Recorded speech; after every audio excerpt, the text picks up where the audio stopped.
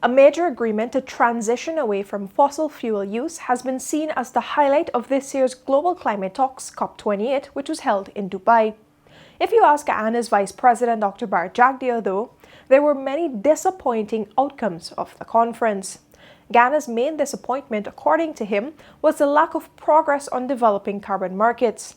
It hoped that its carbon credits would be part of a central compliance market where trading could generate higher prices for Guyana and that there would be a new mechanism for bilateral trading between countries. We thought that advancing the carbon markets will create greater incentives for countries that are forested to ensure that they can raise money through the market mechanism to outcompete alternate use and therefore preserve their forests without taking away the forest as a development tool in the arsenal of these countries. Because people live in the forest, they earn from the forest. The forests are not museum pieces for anybody in the northern part of our world. So what really happened? Now, for context, carbon markets fall under Article 6 of the Paris Agreement, which is a legally binding international treaty on climate change. Article 6 allows countries to voluntarily cooperate with each other for emission reduction targets, such as those identified in their national climate plans, which are called Nationally Determined Contributions, or NDCs for short. Now, Article 6.2 of the agreement deals with the bilateral or country-to-country trading of carbon credits. Through this, countries can decide their guidelines for trading credits. Article 6.4 focuses more on the creation of a global carbon market that would be overseen by a body of the United Nations Framework Convention on Climate Change, UNFCCC, which is the body that pulled off COP28 and all other COPs. Article 6.8, an aspect that hasn't gotten much attention during the negotiations, deals with the non-market approaches to the carbon trade. Carbon markets generally work by allowing countries with carbon credits, like Guyana for example, to trade those to other countries or even companies, as has been the case with Guyana and the Hess Corporation. There are voluntary and compliance markets.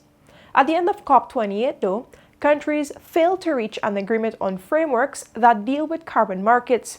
Confidentiality agreements, common standards, and controls for carbon trading were among the topics countries differed on.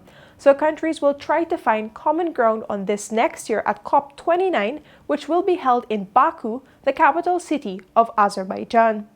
While in Dubai, however, Jagdeo opined that some of the issues which countries were heavily divided on could be worked on. The standard that we chose is the ART standard. It's the only jurisdictional scale certification standard in the world, and it's a robust one. You've had a lot of issues about leakages from the project scale standards that they've had, that they've introduced, and many people are pursuing now. So standards are important, but the talk about standards must not be used as an excuse for killing the markets and for what is good, for not just for achieving net zero, but also good for preservation of forests. So we believe you can work through those issues rather than use them to avoid the development of the market. Despite little progress on Article 6.2 and 6.4, Guyana is moving ahead with its existing carbon market venture in the voluntary market.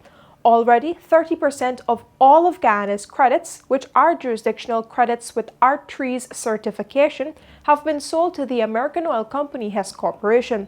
That's a deal worth at least $750 million up to 2030.